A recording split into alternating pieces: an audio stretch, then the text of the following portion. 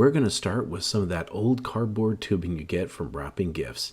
We can also use paper towel holders and some toilet roll holders.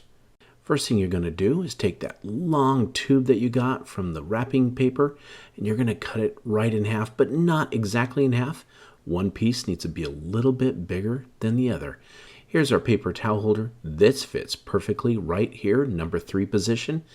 Now you can grab a longer tube, offset it on the inside a little bit, mark your finger, and you're going to cut that tube also. We're going to just keep cutting tubes until we go all the way up to the top of our tree. Once we got all of those cut out, let's put the trunk on. That's what it's going to look like. Next, we're going to grab some fabric. I went ahead and grabbed some red. I love this one. It's really Christmassy. Some plaid and also some gray and black. These are going to be perfect. What we need to do is take that first layer of cardboard and we're going to offset it a little bit because we need to tuck it in. So don't put it on the edge. We're going to mark this because we need to cut it. What's going to happen is this fabric's going to roll over the tube. We need enough to make sure that we have it to glue down. Cut out your piece. Again, you're going to leave about 1 inch on the outside. Cut it across the top. Once you get that cut out, run you a bead of hot glue down the cardboard tube. Once you get that on there, instead of pulling the fabric over, what you can do is just roll the tube right into place. And there it is. That's much better and it holds great. Now this one though, run the glue across the top of the fabric. But we don't have to roll it over towards the tube. You just take that tube, roll, roll, roll, and there it is. Hold it for about 10 to 15 seconds and it's going to adhere. On the outside, just put a bead of glue one place, 180 degrees from the other, and just start tucking it in. It's okay if it doesn't grab the tube, but it'll grab the other part of the fabric. And look at that. It's all nice and neat for you. Now, once we got at least 2 tubes that are covered in the fabric, run a bead of glue right across the seam because we're going to try to hide that. Put these 2 tubes together, go in order, place it right next to it, and again, just like any hot glue, hold it for 10 to 15 seconds. Make sure you got it lined up. Just keep on going. And I use some burlap also in there to intermingle. Make it look good and stand out. Last but not least, look at that trunk. I think burlap is perfect for it. We're going to glue that on there. The only issue we have is this is really not strong enough just having fabric glued to each other. So let's grab us a paint stick, put some glue on the backside, turn it over, and that is going to get pressed onto the fabric and it's going to give it some stiffness. We can do this up and down. Watch this. So much better. Now we're going to flip it back over. It's time to decorate. I grabbed a little bow that I made, put some hot glue on it, and I'm going to put it onto my Christmas tree. I need to add a little pizzazz to it. Also, I can grab a little ornament and do the same. All of these I picked up at the hobby store. Just put it on there. And guess what? When we come back, I'm going to show you what the final project looks like. And there it is. Isn't that just beautiful sitting on top of your mantle with everything all decorated? Grab those jars out of the cupboard and recycling bin and make 3 easy homemade gifts. Clean and dry the jar and drill a hole in the lid that is the size of the pump you'll be using. Then fill the jar with your soap and insert the pump into the lid.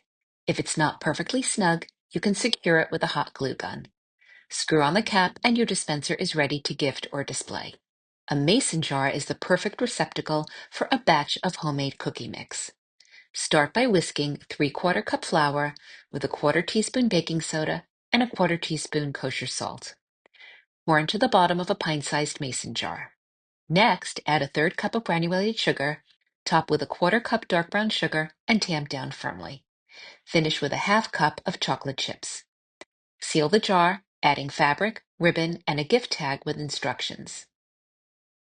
Homemade candles are a thoughtful gift, easy to make, and totally customizable. Fill your jar with water and pour the water into the measuring cup. You'll need twice the amount of wax flakes as there is liquid volume in your cup.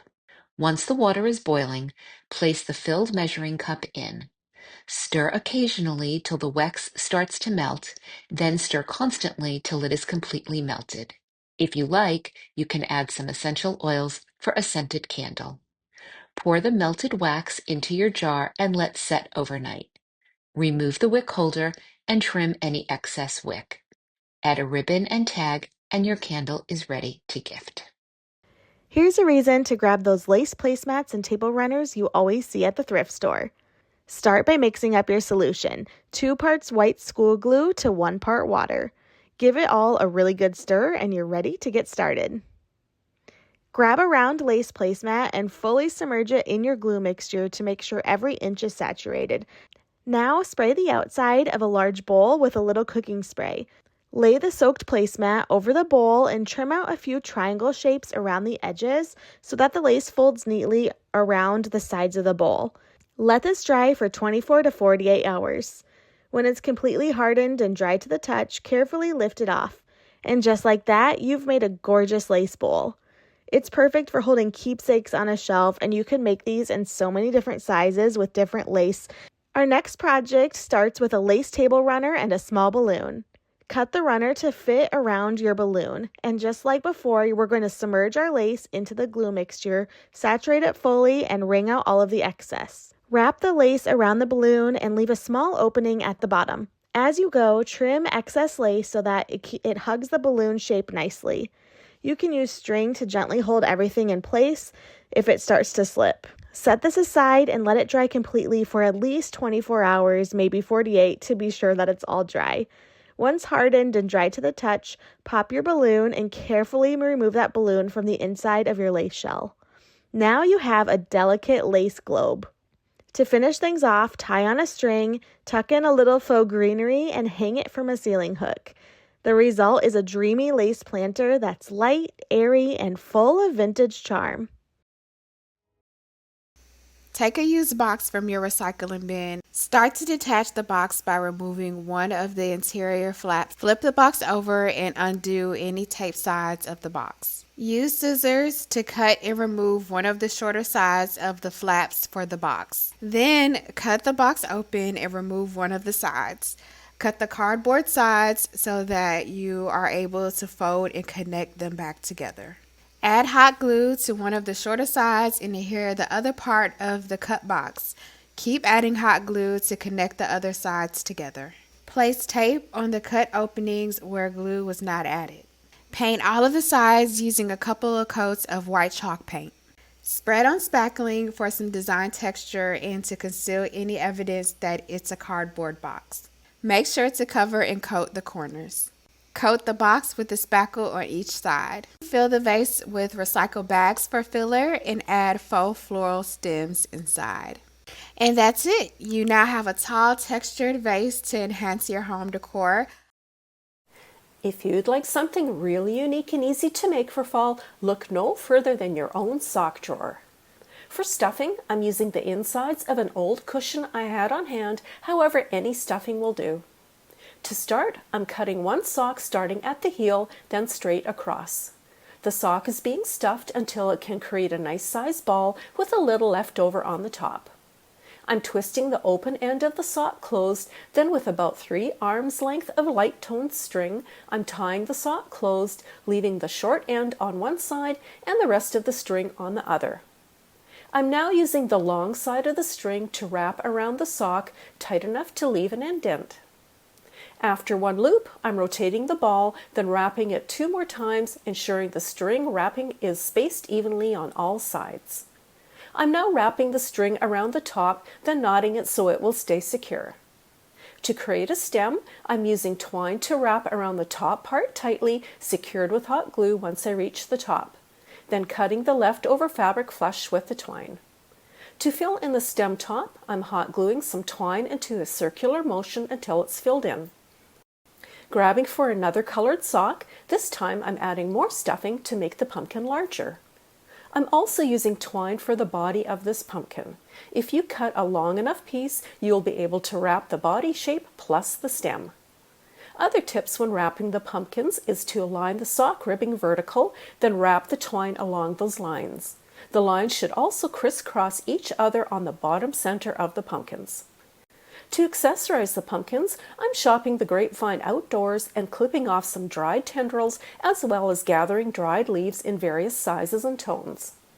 I'm now hot gluing lighter leaves to the darker pumpkins and darker leaves to the lighter ones, then gluing tendrils to each. Then group them all together to create the cutest fall pumpkin arrangement in the land. The neutral tones make these pumpkins the perfect accessories for nearly any home decor style.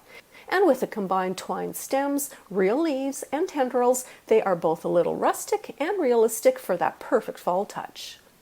I grabbed a small box I had on hand and removed the colorful tape and replaced it with clear packing tape. Then I cut the flaps off the box with some sharp scissors. What does sushi making and home decor have in common? Maybe a little more than you might think. For the first project, I started by staining 3 sushi rolling mats with a light colored stain and allowed them to fully dry. I placed a sushi rolling mat on the side of the box and determined how far I wanted it to go up the side and made a mark. From that mark, I measured up and over the edge, down into the box, all the way to the bottom. Then I measured the sides of the box to determine the length. Next, I cut the mats to size, which was about 3 inches or 21 pieces of bamboo lengthwise to fit all 4 sides. Next, I cut 4 pieces of fabric. I matched the short sides of 1 long piece and 1 short piece, then hot glued them together to create a seam. Next, I turned the fabric inside out and placed it into the box, making sure the seams matched with the corners of the box. I hot glued the pieces of mat to all 4 sides, making sure to overlap the mat on top of the fabric. For the empty spaces on the long sides, I measured and cut pieces to fit, then hot glued them on as well and tried to line the pieces up as best I could. Next, I placed the extra piece of cardboard on top of the fabric and cut around the cardboard, leaving a few inches on each side. Then I folded the fabric over and hot glued it, making sure to pull it taut as I went around the rectangle. Once it was done, I placed the piece into the bottom of the box. To clean up the transition between the fabric and bamboo mat, I added a strip of nautical rope from the Dollar Tree for a better transition. Then I cut some sturdy rope to size and hot glued the pieces to the inside of the box on the marks to make handles. Now I have a cute little storage bin. For the next project, I used a bamboo placemat that I thrifted but was originally from Walmart and a tall glass vase from the Dollar Tree. I wrapped the mat around the vase, determined the length, then cut it to size vertically with scissors. Then I wrapped the mat around again and used a pencil to trace around the top of the vase and cut the mat again so it covered the whole vase perfectly.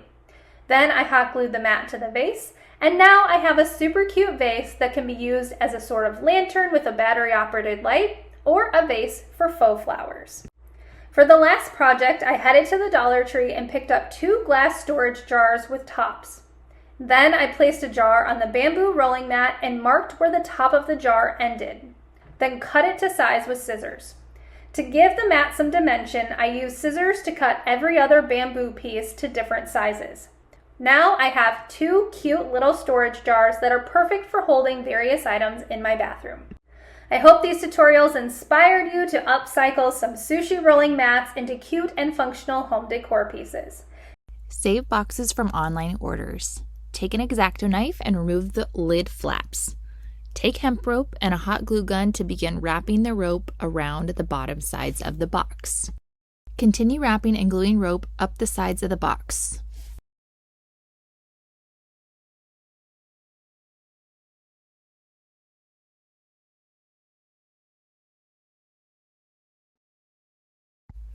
Flip the box over so the bottom is facing up. Take twine and begin gluing it to the perimeter of the bottom of the box. Work inwards towards the center.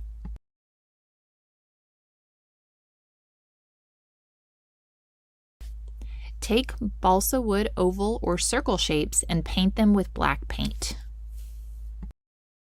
Print words to be displayed on the side of the box.